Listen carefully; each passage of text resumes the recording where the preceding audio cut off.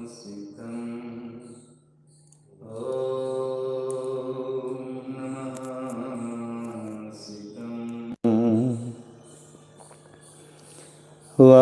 ह्रियं श्रियं अर्हन्त सर्वण्यं सिद्धिसिद्धं ध्रुवं जयं स्वयं जयं जयं उत्पन्नं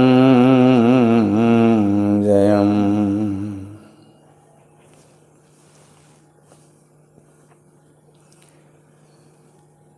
आचार्य प्रवर श्रीमद् जैन तारण तरण मंडलाचार्य जी महाराज द्वारा रचित श्री छद्मस्थवाणी जी ग्रंथ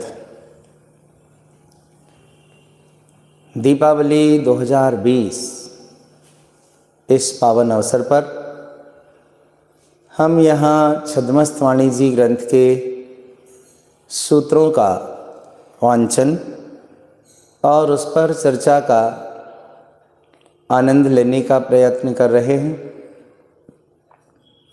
आज तृतीय और चतुर्थ अध्याय का क्रम है। तीसरे अधिकार में नाम है। पंडित विमलचंद, पंडित धर्मचंद, पंडित खेमचंद, भीखम, खेमराज पांडे आदि। यद्यपि इस प्रकाशन में इस अध्याय में 58 नाम रह गए हैं, कुछ नाम आगे पीछे के अध्यायों में हो गए हैं। ये सब मिलाकर 84 नाम होते हैं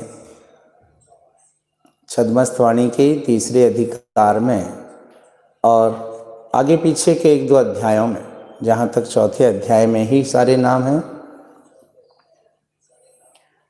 ये सब 84 नाम हैं और विशेष महत्वपूर्ण बात ये है कि ये वे 84 नाम हैं जिन्होंने गुरुदेव तारण स्वामी जी से आशीर्वाद लेकर तारण पंथ की स्थापना में अपना विशेष महत्वपूर्ण योगदान दिया था। ये 84 नाम नींव है इस तारण पंथ की प्रभावना की और गुरुदेव के द्वारा स्थापित इस आध्यात्मिक विशिष्ट मार्ग की। ये वे लोग हैं 84 जो गुरुदेव के सबसे पहले शिष्य बने थे। सबसे पहले अनुयायी बनने का सौभाग्य इन 84 लोगों को प्राप्त हुआ था। आपको जानकर प्रसन्नता होगी,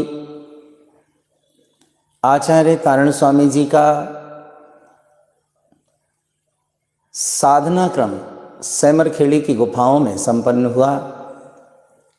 अपनी युवावस्था की उम्र से ही उन्होंने साधु पद और समाधि के पहले तक सैमरखेड़ी के नंदन कानन में स्थित गुफाओं में निरंतर अपनी साधना आराधना की। पहले हमारी ही उम्र जब छोटी थी और मेरी उम्र से जो हम उम्र के लोग हैं या मेरे से बड़े जो लोग हैं समाज में, आप सब लोगों ने 7 गुफाएं देखी होंगे सैमरखेड़ी जी के वन में। जिन्हें भी ज्ञात हो, 7 गुफाएं थीं।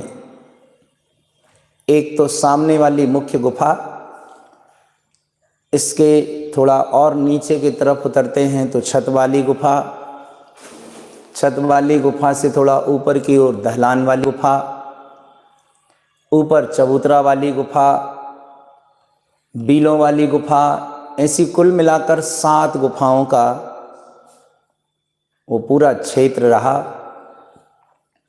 और गुरुदेव कभी मुख्य गुफा में, कभी छत वाली गुफा में, कभी बीलों वाली गुफाओं में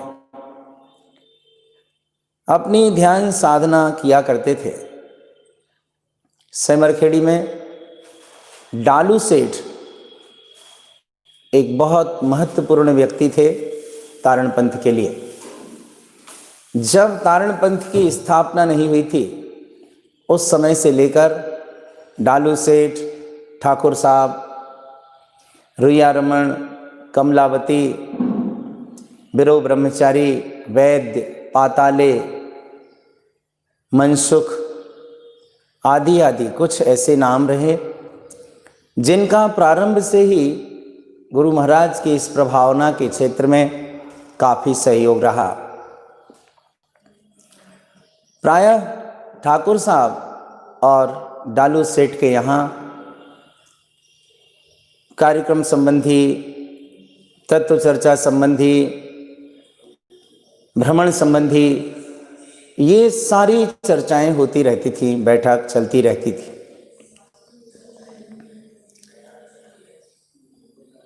ये 84 नामों का प्रसंग भी उसी के अंतर्गत एक बहुत महत्वपूर्ण कड़ी है।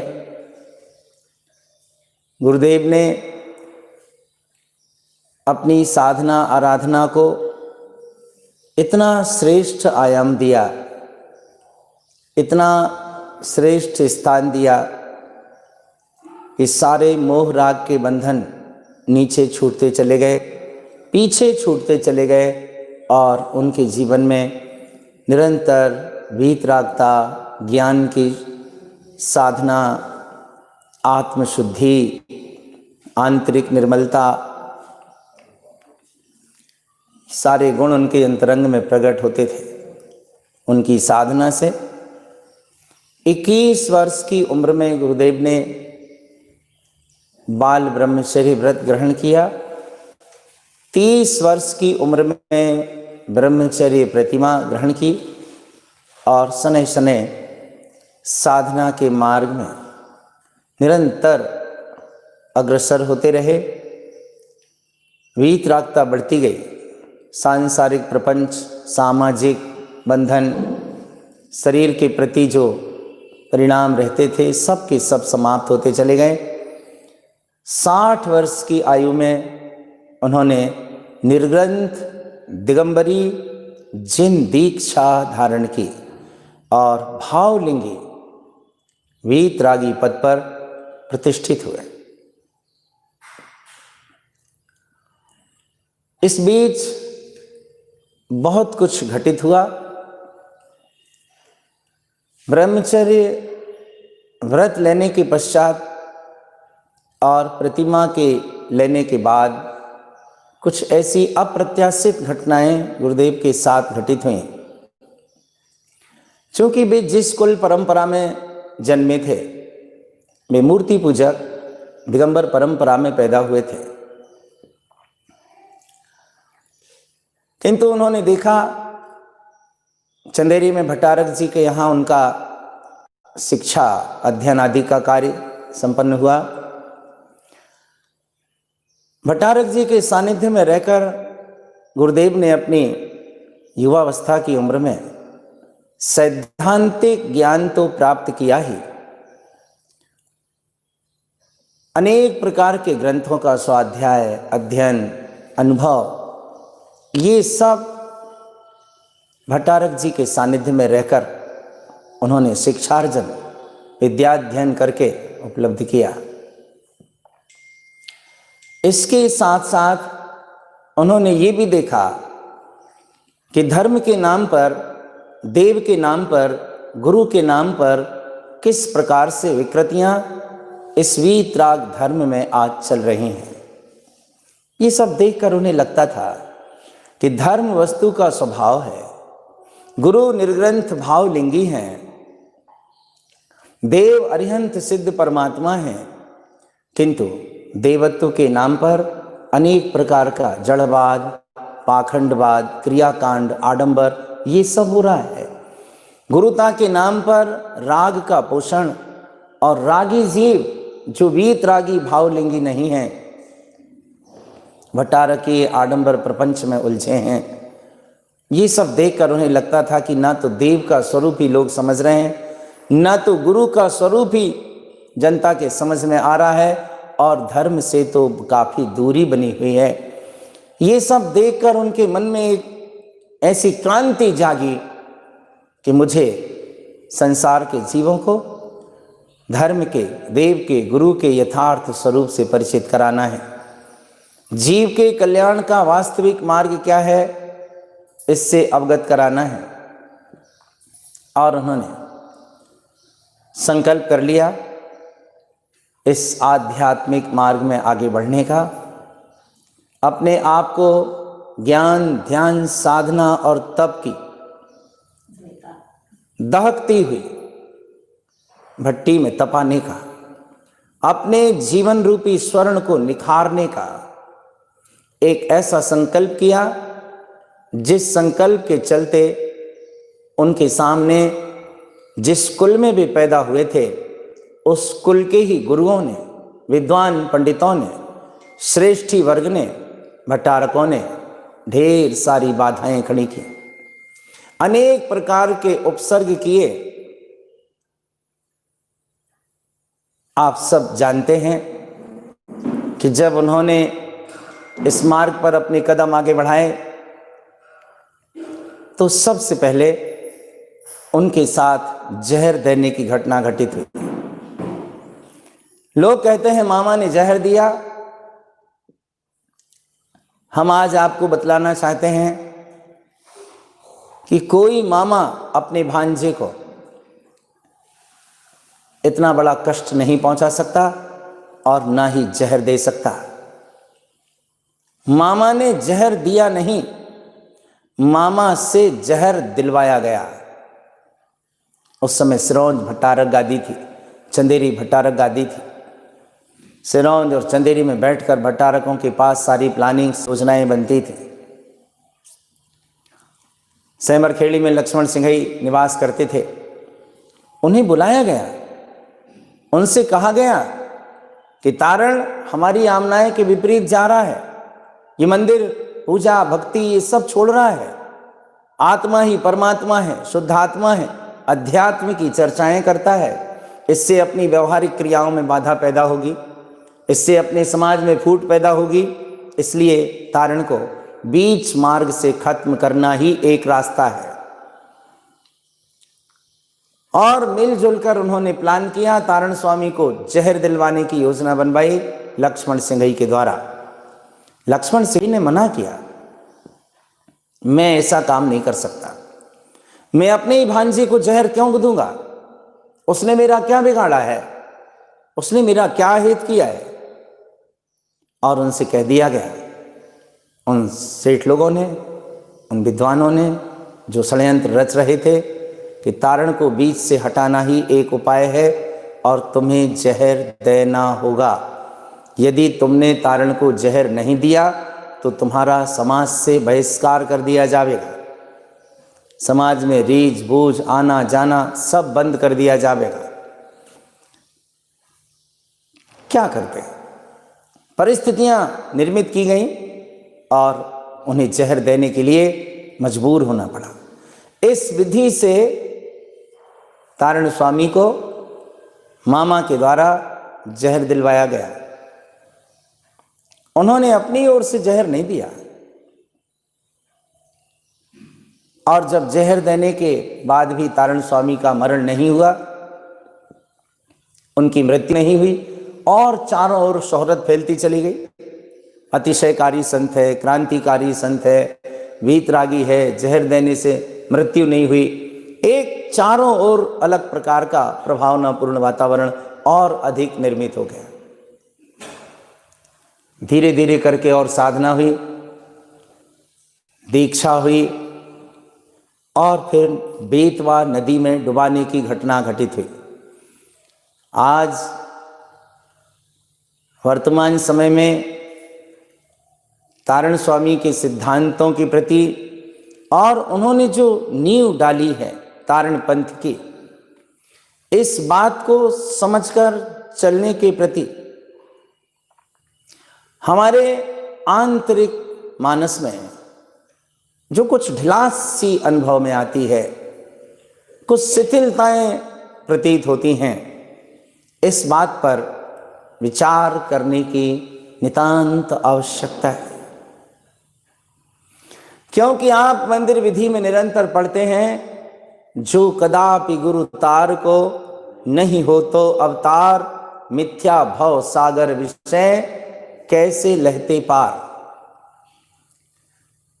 अगर तारण स्वामी उस सामाजिक लीक पर ही चलते रहते तो उन्हें जहर नहीं दिया जाता, उन्हें नदी में नहीं डुबाया जाता, उनके ऊपर प्राण घातक हमले नहीं किए जाते, उन्हें तरह तरह से प्रताड़ित नहीं किया जाता। लेकिन जो लीक से हटकर चला है, उस क्रांतिकारी के साथ युगों युगों से इस धरती पर इस प्रकार की घटनाएं स्वाभाविक घटती ही रही हैं, आज भी घट रही हैं। ये कुछ नया नहीं है, ये कुछ भी नया नहीं है, क्योंकि जब जब भी कोई दीप जलता है, अज्ञानियों के द्वारा उसे बुझाने की कोशिश की जाती है। जब जब भी सूर्य निकलता है, अज्ञानी और विरोधियों के द्वारा धूल उछालने का कार्य किया जाता है। ये संसार का स्वरूप है, ये जगत की परिणति है। और अगर तारण स्वामी उस लीक पर ही चलते तो मैं आपसे पूछता हूं, जैसे लोग कहते हैं कि सुरक्षा के लिए, धर्म की रक्षा के लिए उन्होंने ये सब किया, और लोग तो मजाक उड़ाते हैं कि समय निकल गया, मुगल कालीन समय था और मुगलों के द्वारा आक्रमण किए जा रहे थे, इस कारण से तारण स्वामी ने मूर्तियों आदि को गर्भगृह में रखवा दिया, ऊपर जिनवाणी विराजमान कर दी और एक पंथ चल पड़ा। मेरा बहुत विनम्र अनुरोध है, इस भ्रांति से आप बहुत ऊपर उठें। इस प्रकार की कोई छोटी सी घटना एक पंथ को जन्म नहीं दे सकती। एक पंथ जीवन की आहुति देने पर पैदा होता है। कोई भी मार्ग किसी क्रांतिकारी के जीवन की आहुति से उत्पन्न होता है। ये पंथ और धर्म परंपराओं का चलना इतना आसान नहीं है जैसा कह दिया जाता है। दरअसल वीतराग मार्ग में आई हुई विकृतियों को दूर करने के लिए गुरुदेव ने अध्यात्म के मार्ग पर चलने का संकल्प किया था। उनके ऊपर ढेरों उपसर्ग किए गए। अगर उनकी ही आमनाएं और परंपरा को बचाने के लिए तारण स्वामी ने ये सब किया होता तो फिर उन्हें जहर क्यों दिया? जो बेटा अपने धर्म की रक्षा करे, अपनी आमनाएं की रक्षा करे, अपने पंथ की रक्षा करे, उसे जहर क्यों दिया जाएगा? हम नदी में क्यों डुबाएंगे? काफी विचारणीय विषय है। एक मार्ग जो गुरुदेव ने दिया है, आज संपूर्ण भारतवर्ष में इस मार्ग की अपनी एक अलग ही गरिमा है। इसकी सैद्धांतिक आधारशिला, इसकी साधना परक विधियां अपने आप में एक अलग ही रूप और स्वरूप धारण करती हैं।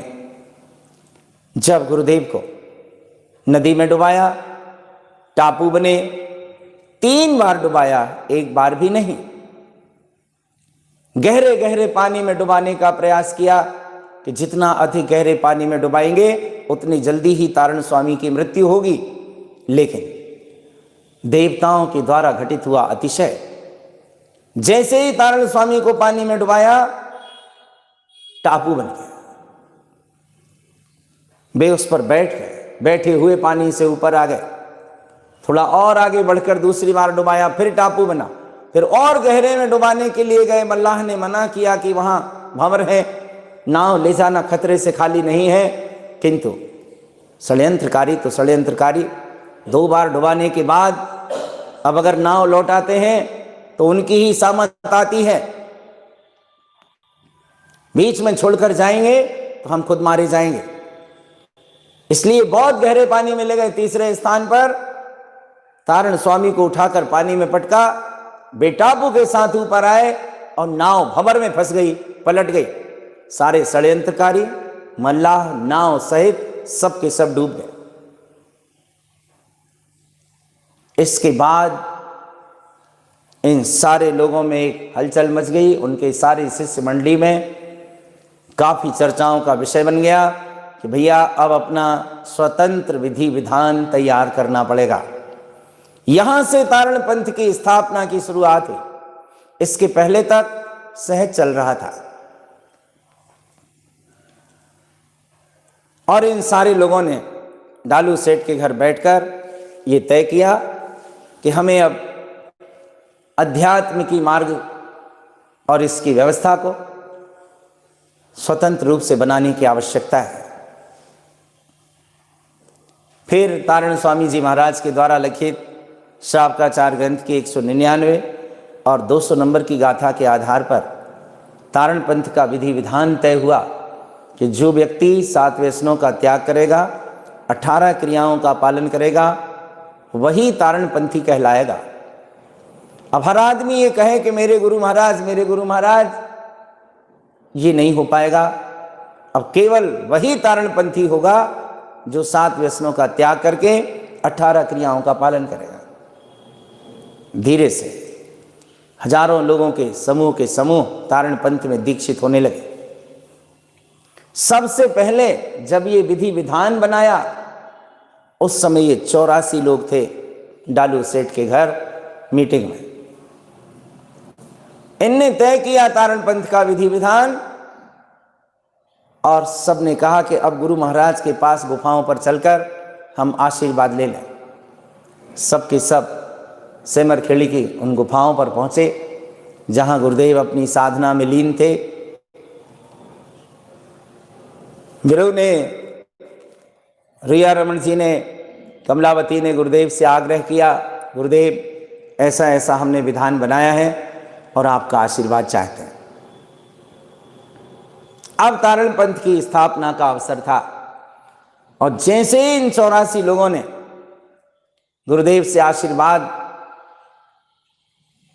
प्राप्त करने के लिए निवेदन किया, उन्होंने उन 84 लोगों को 3 आशीर्वाद दिए। उन 84 लोगों को 3 आशीर्वाद दिए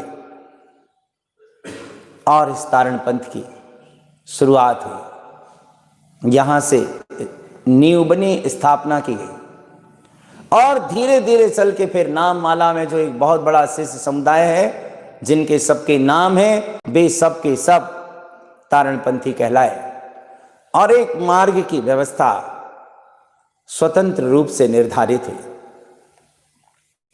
और तब से अब तक आप देख रहे हैं तारण समाज की पूजा विधि, विवाह विधि, चैत्यालय विधि, धार्मिक परंपरा, सामाजिक परंपराएं, हर चीज पूर्ण रूपेण स्वतंत्र है, किसी के साथ तालमेल की स्थिति में नहीं है। और इस दुनिया में, भारत में ही नहीं सारे विश्व में आज जितने भी वर्ग हैं, सबकी अपनी अपनी नियमावली है, सबके अपने अपने विधि विधान हैं, सबके अपनी अनुशासनात्मक व्यवस्थाएं हैं जिनके तहत वे वर्ग चलते हैं और उनका विकास उत्थान होता है।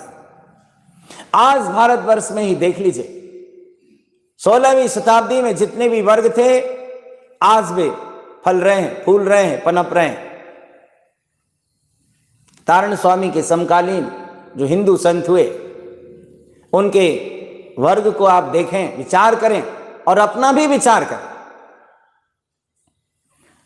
निवेदन ये था कि तीसरे अधिकार में जो 84 लोगों के नाम हैं, यहाँ 58 है और थोड़ा आगे पीछे के अध्याय में भी नाम समाहित हो गए हैं। संभवतः आगामी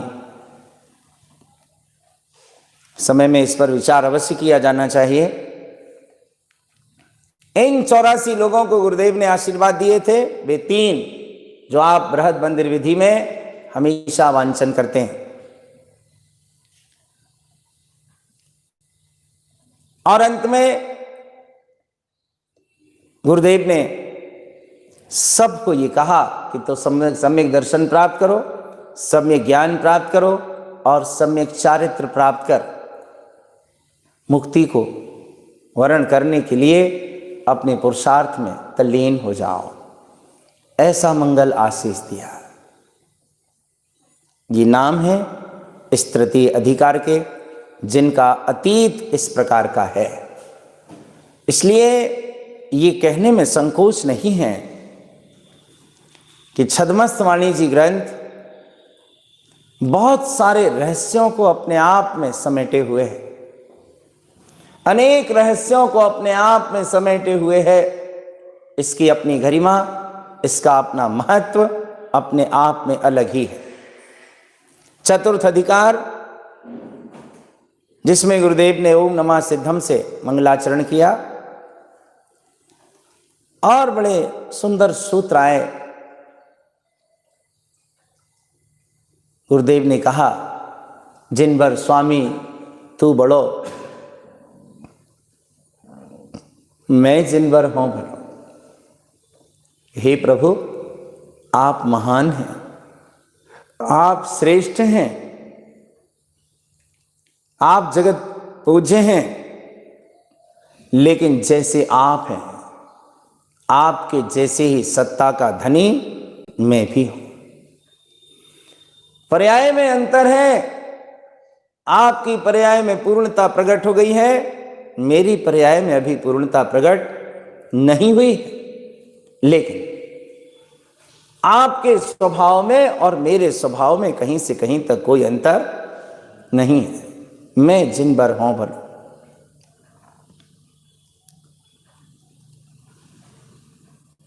तीर्थंकर परमात्मा हर अवसर्पणी और उत्सर्पणी के चतुर्थ काल में होते हैं। आगे के सूत्रों में गुरुदेव ने लिखा है, त्रिकाल की 24 के लिए 72 शब्द का प्रयोग किया है। 72, 24 दिया 72। एक और त्रिकाल की 24 के अर्थ में 72 शब्द का आशय है,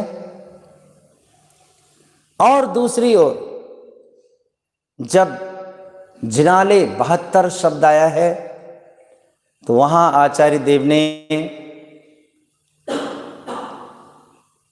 ऋणतय 24 ऐसा उल्लेख करके उत्पन्न अर्थ के 8, हितकार अर्थ के 8 और सहकार अर्थ के 8, ऐसे 8 बिंदु दिए। उन्हें 24 ही कहा, उनके तिगुने किए तो जिनाले 72। ठिकाने सार में इन सभी रहस्यों का खुलासा बहुत अच्छे तरीके से हुआ है। आपके पास तक भी ये सूत्र उपलब्ध हों, ऐसा हमारा प्रयास है। गुरुदेव के सारी प्रभावना एक विशाल धर्म के रूप में, और ऐसे लोग समझते थे कि ये हमारा एक धर्म समवसरण है। कलनावती आदि 11 गणधर हैं, रुयाजिन राजा सैनिक की तरह हैं, एक रूपक कि यही समवसरण है। भावना की बात है। गुरुदेव का समवसरण तो अपनी आत्मा के अंतरंग में ऐसा अमिट रूप से लग रहा था, और जिसके अंतरंग में ही समवसरण लग रहा है उसकी महिमा तो अलग ही होती है। ये स्वानुभव वाला समवसरण था, जिसकी महिमा करने के लिए उनके सभी शिष्यगण तैयार रहते थे। गुरुदेव की पुकार थी, टेर थी, सोबत का हो रे,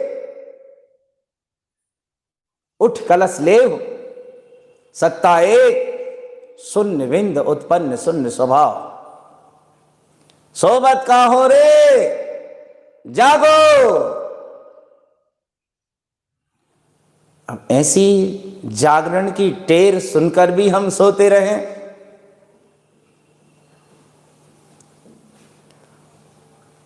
तो बात तो विचारणीय है। और मेरी ये 2 पंक्तियां ध्यान रखिए। जो सोया है नींद में, उसे जगाया जाए।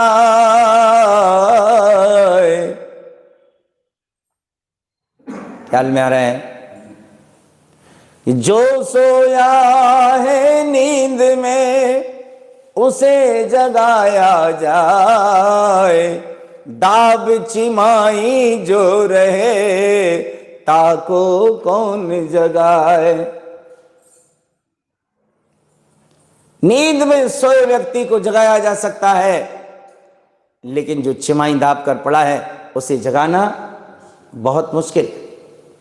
अपनी स्थिति क्या है विचार लीजिए। उठ कलश ले, सत्ता एक, शून्य बिंदु उत्पन्न शून्य स्वभाव, गुरुदेव का जागरण संदेश है। अर्थति अर्थ सिद्धम ध्रुवम, ये आत्मा सिद्ध ध्रुव स्वभाव वाला तीर्थमयी है। गुरुदेव से निवेदन किया कि महाराज आप हमें ये जागने का संदेश दे रहे हैं, तो हम जाग तो रहे हैं। गुरुदेव ने कहा कहां जागे हो? 84 उत्पन्न उत्पन्न उत्पन्न अनंत भाव, कितनी योनियों में घूम रहे हो?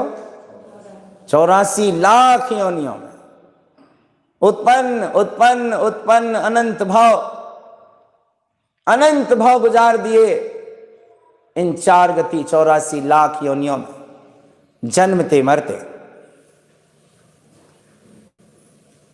पूछा महाराज हम क्या करें? गुरुदेव का समाधान था आपनो आपनो उत्पन्न, अपना अपना उत्पन्न करो, अपना अपना अनुभव ग्रहण करो। निमिष निमिष लेव लेव, निमिष भर, अत्यंत अल्प समय के लिए ही सही, थोड़े से समय के लिए कम से कम ग्रहण करो इसको, अपना अपना ग्रहण करो, अपना अपना उत्पन्न करो। महाराज कैसे लें, कैसे ग्रहण करें? उन्होंने कहा जैसे ले सकहु लेव, जैसे ले सकहु लेव, जैसे बने वैसे ग्रहण करो। बहुत महत्वपूर्ण मंत्र हैं, बहुत महत्वपूर्ण सूत्र हैं। गुरुदेव ने यहाँ 3 लय का उल्लेख किया है। यद्यपि इस प्रकाशन में उन 3 लय के नाम नहीं हैं, मुझे लगता है उन 3 लय के नाम छद्मस्त वाणी में होना चाहिए, उसके बिना अपूर्ण है ये ग्रंथ। क्योंकि हमारे समाज के गौरव धर्म दिवाकर पूज्य ब्रह्मचारी गुलाब चंद जी महाराज ने जब सबसे पहली बार अध्यात्मवाणी का प्रकाशन कराया था, यह अध्यात्मवाणी पूज्य गुलाब चंद जी महाराज की देन। उन्होंने 14 ग्रंथों को देखा कि हाथ से लिखे 14 ग्रंथ हैं। उनके मन में विचार आया था कि आखिर जब हाथ के लिखे 14 ग्रंथ हो सकते हैं तो ये छपे हुए क्यों नहीं हो सकते? और सबसे पहले श्रीमान सेठ हजारीलाल कुंदन लाल जी हैदरगढ़ बासौदा वालों ने इस ग्रंथ का प्रकाशन कराया। श्रीमान सेठ भगवान दास जी शोभालाल जी ने पहली बार के प्रकाशन में योगदान दिया। उस ग्रंथ में ये 3 लय के नाम हैं, तो निश्चित रूप से उन्हें भी कहीं ना कहीं हस्तलिखित ग्रंथ में ये 3 लय मिली होंगी। सम लय, समय लय, समय सार लय, ये 3 लय के नाम हैं। यहां चूंकि 3 लय का उल्लेख है, लय उत्पन्न स्कंध 3, 3 लय उत्पन्न कुन्यान हननम, 3 लय उत्पन्न जैनावती, 3 लय उत्पन्न छाया विमुख, 3 लय उत्पन्न सुस्फटिक स्वभाव उत्पन्न प्रवेश, 3 लय उत्पन्न नाम विली। पूरे सूत्रों में 3 लय का तो उल्लेख है, लेकिन 3 लय कौन सी हैं इसका उल्लेख नहीं है। अब 3 लय कोई आदमी अपने मन से कुछ भी लगाएगा, ये अपना अपना चिंतन होगा, किंतु 3 लय की प्रामाणिकता के लिए इनके साथ उनके नाम होने चाहिए सम लय, समय लय, समय सार लय। और आगामी प्रकाशन जो भी हो, जहां से जैसा भी हो, उसमें इन 3 लय के नाम आना चाहिए, ऐसा हमारा विनम्र सुझाव, परामर्श है, आग्रह नहीं है। आना चाहिए, क्योंकि ये गुरुवाणी है और गुरुवाणी प्रामाणिक होती है। 3 लय हैं, समलय, समय लय, समय सार लय। ये तीनों लय सम्यक दर्शन, सम्यक ज्ञान और सम्यक चारित्र की प्रतीक हैं कि जहां ये लय उत्पन्न होती है वहां को ज्ञान का हनन हो जाता है। 3 लय उत्पन्न होने पर जैनावती शक्ति उत्पन्न होती है, जो स्वभाव को जीतती है, अपने आप में रमती है, जिससे कर्म क्षय होते हैं। 3 लय के उत्पन्न होने से को ज्ञान की छाया समाप्त हो जाती है। 3 लय के उत्पन्न होने से स्फटिक मणि के समान निर्मल स्वभाव में प्रवेश होता है। 3 लय के उत्पन्न होने पर सांसारिक सारे नाम और कर्म विलय को प्राप्त हो जाते हैं। इस प्रकार चतुर्थ अधिकार में बहुत महत्वपूर्ण मंत्र हैं।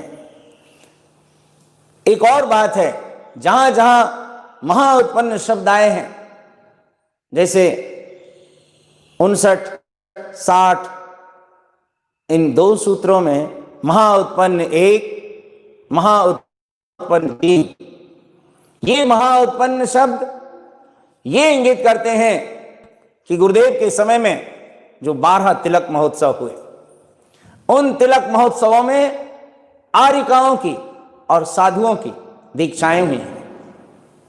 ये महा उत्पन्न का अर्थ है आर्यिका और साधुओं की दीक्षा का होना, क्योंकि गुरुदेव जब दीक्षा देते थे तो सबको उपदेश भी देते थे, प्रेरणा, आशीर्वाद देते थे कि तुम भी अपने स्वभाव में लीन होने के लिए इस मार्ग को ग्रहण करो। लेहु रे लेहु, काहो करत हो, पै लेहु, ग्रहण करो, ले लो इसको, अब क्या करते हो, अपने पद को ग्रहण करो। शब्द 3 पायो पायो पायो रे 3 बार बोलकर लोगों ने उत्तर दिया कि गुरुदेव प्राप्त हुआ, प्राप्त हुआ। और गुरुदेव ने कहा, कै सोबत हो रे, सत पायो स्वामी जी के प्रसाद। भगवान महावीर स्वामी के समो शरण में रहकर आचार्य गुरुवर श्रीमद जिनतारण स्वामी जी ने जो ज्ञान के संस्कार, धर्म के संस्कार प्राप्त किए, उसकी ओर उल्लेख है कि स्वामी जी के प्रसाद और अनेक प्रकार से सामाजिक परंपराएं जो समय प्रारंभ हुई थी, उनका भी उल्लेख इस चौथे अधिकार में है। आरते उत्पन्न समय महोत्सव उत्पन्न प्रवेश। आरते उत्पन्न हुए, महोत्सव हुए, और गुरुदेव ने रत्नत्रय के महोत्सव किए। रयन महोत्सव उत्पन्न विलस रमन।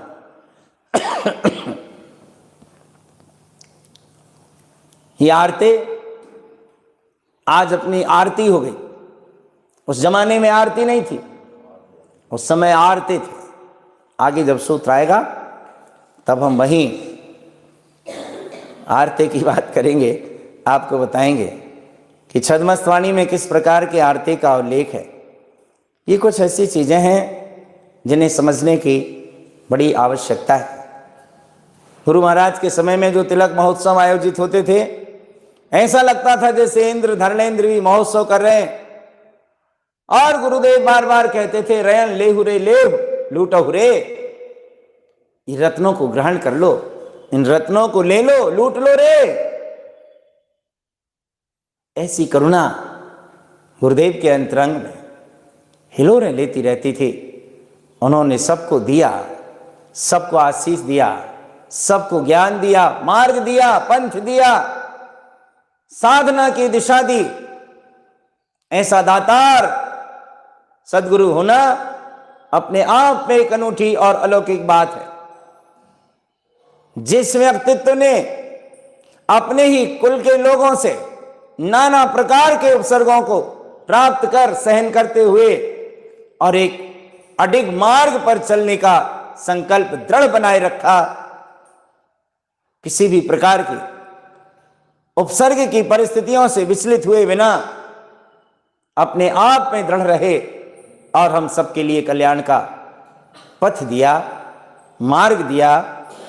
ये छद्मस्तवाणी बहुत कुछ संकेत देने वाला ग्रंथ है। इसमें गुरुदेव का जीवन चरित्र छिपा है। इसमें तारण तरण आमनाय की बहुत सारी बातें समाहित हैं। इसमें तारण समाज का इतिहास छिपा हुआ है। बस आवश्यकता है उस दृष्टि की, जो दृष्टि इस ग्रंथ में से उन रहस्यों को खोज सके, ग्रहण कर सके, इस समुद्र में से रत्नों को निकाल सके। वो नजर चाहिए, वो दृष्टि चाहिए। आज हमने तीसरे और चौथे अध्याय पर बातचीत की है। कल सुबह के सत्र में पांचवें और छठे अधिकार पर चर्चा होगी और हम देखेंगे कि किस प्रकार से गुरु महाराज की साधना में वृद्धि हुई और किस प्रकार से तारण तरण आमनाय के सारे नियम कानून सिद्धांत बनते चले गए और गुरुदेव की प्रभावना, आनंद उत्सव, महोत्सव, सिद्धांत, प्रश्न, समाधान, समोशरण और सारी चीजें गुरुदेव के आशीष के रूप में इन अध्यायों के सूत्रों में भरी हुई हैं, जिनकी चर्चा हम यथा समय करेंगे। हम सबका जीवन आनंदमय हो। दीपावली के 5 दिन आप सबके लिए मंगलमय हो। सारा देश दीपावली का उत्सव मना रहा है। 2020 का ये दीपावली उत्सव यद्यपि राहु केतु से, जैसे वो क्या होता है जब आवरण पड़ता है तो ग्रहण जैसे ग्रहण लग जाता है, ऐसे इस वर्ष की दीपावली भी कोरोनाग्रस्त है। कोरोना का ग्रहण लगा हुआ है। मर्यादा रखना आवश्यक है। भावुकता में आकर ऐसा कोई कार्य ना करें जो दीप बुझाने का कार्य करे। दीप जलता रहे, जीवन का भी दीप जलता रहे, ज्ञान और धर्म का भी दीप जलता रहे। इसलिए धैर्य, विवेक, संभाल, सावधानी सब तरफ से आवश्यक है। आज चतुर्दशी है। इस चतुर्दशी के दिन व्यवहारिक तौर पर भारतवर्ष में अनेक प्रकार के वर्ण, वर्ग और पंथों में नाना प्रकार की मान्यताओं का प्रचलन है। कोई रूप चतुर्दशी के रूप में मानता है, कोई नरक चतुर्दशी के रूप में मानता है, कोई किसी रूप में मानता है। ये मान्यताएं हैं और हम मानते हैं कि दीपावली पर आज की चतुर्दशी 14 गुणस्थान का प्रतीक है कि आगामी कल की सुबह इन 14 गुणस्थानों को पार करके भगवान महावीर निर्वाण को प्राप्त करने वाले हैं।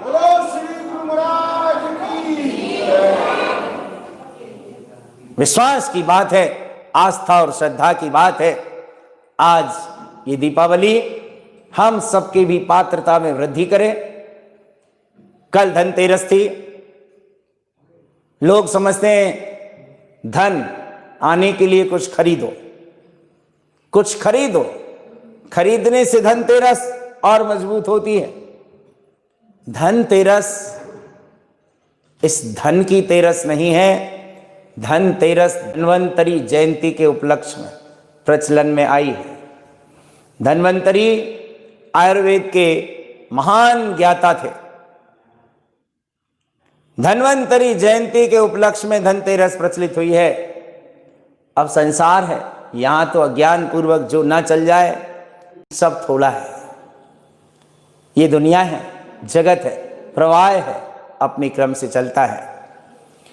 आशय ये था कि दीपावली के 5 दिनों में धनतेरस के समय में सब स्वस्थ रहें।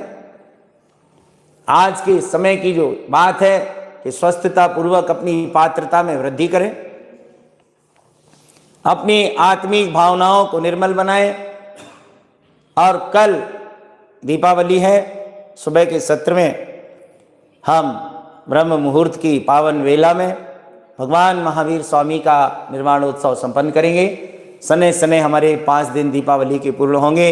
आप सबके जीवन में ये दीपावली अनेक प्रकार की खुशियां लेकर आए, सभी का जीवन स्वस्थ हो, श्री समृद्धि से पूर्ण हो, आत्म श्रद्धान ज्ञान से संपन्न हो, सम्यक दर्शन ज्ञान चारित्र से संयुक्त हो और सबके जीवन में अज्ञान का अंधकार मिटे, सब में ज्ञान के दीप जलें और सभी के जीवन में आनंद की निरंतर वृद्धि होती रहे। इस पावन अवसर पर आप सबके प्रति ऐसी शुभकामना, मंगल कामना।